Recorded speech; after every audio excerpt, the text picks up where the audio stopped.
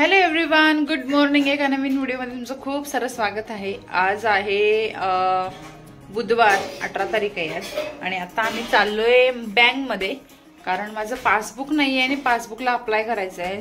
आणि त्याची खूप गरज आहे आता, म्हणून आता बँकमध्ये चाललोय. थोडीफार कामं आवरलेत, आता येऊन बाकीची कामं आवरायची आहेत. आणि हे पण मिस्टर पण आहेत. आणि काल संध्याकाळी आम्ही मच्छी आणलेली, तर त्याचीच काहीतरी म्हणजे आमटी वगैरे आहे, तर बाकीचं सगळं येऊन करता येतं. आणि आज तेच काम करायचं आहे बँकमध्ये. तर बघू होतंय का अप्लाय आणि होतात का. आणि साहेब पण आहे तिथे. गुड मॉर्निंग फ्रेंड्स, कशा आहात तुम्ही? खूप दिवसानंतर मी व्हिडिओ मध्ये व्लॉग मध्ये आमच्या येतो. आणि बरेच दिवसानंतर असं सगळं बेजी शेड्यूल होऊन गेले. ओके, तर चला आम्ही चालू एक महत्वाच्या कामासाठी. तर चला जाऊया आणि बघूया युडी जर भेटला तर तिथे काय करतोय तो. जे कुणी चॅनलवरती नवीन असाल तर चॅनल सबस्क्राईब करा, बेल आयकॉनला क्लिक करा, म्हणजे नोटिफिकेशन येतील तुम्हाला की माझे व्हिडिओ कधी येत असतात. तर अजून एक तुमच्यासाठी बातमी आहे, ती थोड्या दिवसानंतर मी सांगेन. काय असेल ते तुम्ही गेस करा आणि नक्की कमेंटमध्ये सांगा. आमच्या कॉलनीमध्ये परवाच्या ब्लॉगमध्ये सांगितलं की आमच्या कॉलनीमध्ये बरेचसे कामं सुरू आहेत, जे घरं काढलेत आणि त्याचेच आवाज येत असतात. बँकमध्ये मी पोहोचलो आहे आता इकडे. आता हे पार्किंगला गेले, जाऊया बघूया माझं काम होतंय काय आज.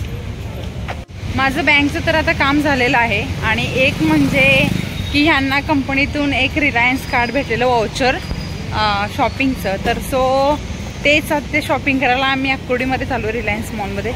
बघूया.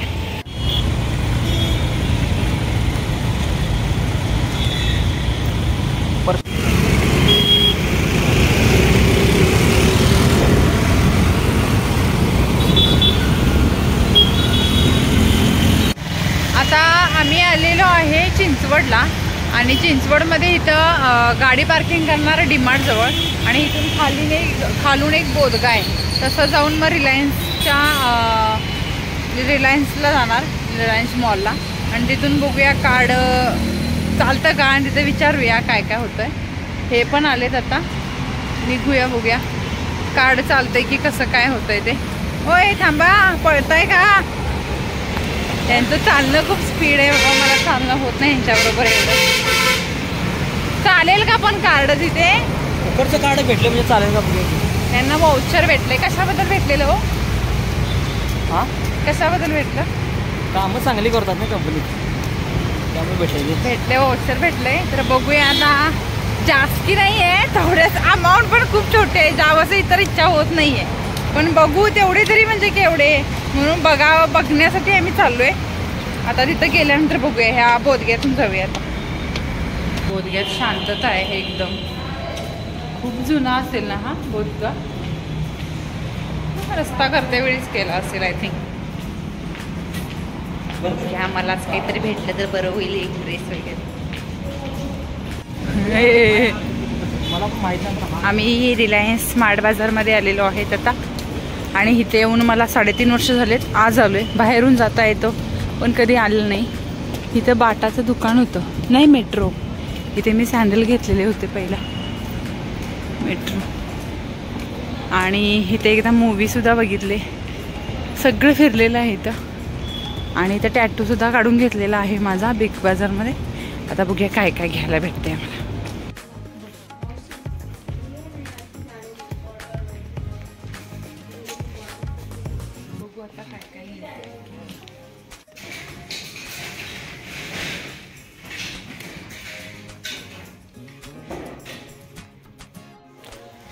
आमचं जे कार्ड आहे ना, त्याच्यामध्ये माझा ड्रेस बसत नाहीये, हाय पाय लिवला नाही.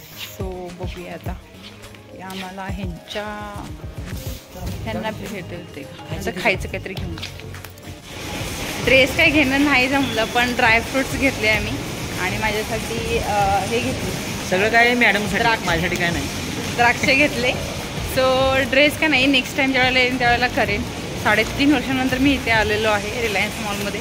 इथेच मी एक टॅटूसुद्धा काढून घेतले, जो हातावर आहे माझ्या तो.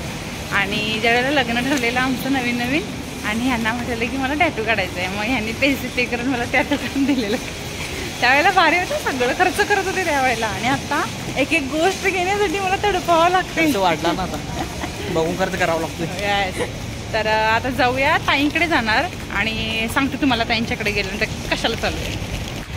तर मॅडमला तहान लागली, त्यामुळे लिंबू पाणी द्यायला लागली मस्तपैकी. आणि जे घेतलं तिला खायला बरंच घेतलं वाउचर कार्डमध्ये, कसं काय असेल ना. आपण चला तर मॅडम लिंबू पाणी पिणार. निगम पार्किंगमधून गाडी घेऊन येतो आणि आम्ही जातो घरी. ताईच्या घरी जायचं आहे स्पेशल बिर्याणी खायला, कालची उरलेली.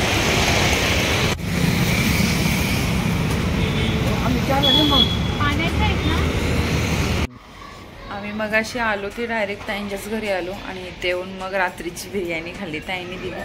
आणि मग हे म्हटले की मला खूप वेळ होतोय, मी जाऊन पटपट आवरून मग जाते. म्हटलं की गाडी इकडे द्या आणि मग तुम्ही जा. मग त्यांनी गाडी ठेवली, थोडा वेळ बसले आणि ते पण गेले. मग ताईने मी थोडा उशीर गप्पा मारल्या आणि त्याच्यानंतर ताई पण झोपायला गेल्या आणि मी पण थोडासा आराम केला. आणि आता घरी जाते.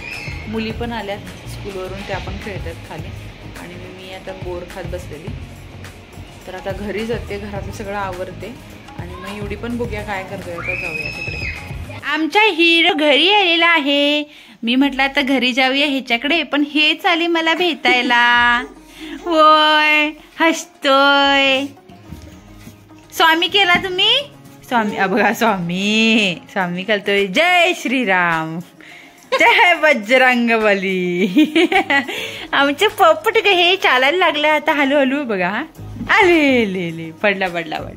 काय घेणार तू? विस्कटणार आता सगळं.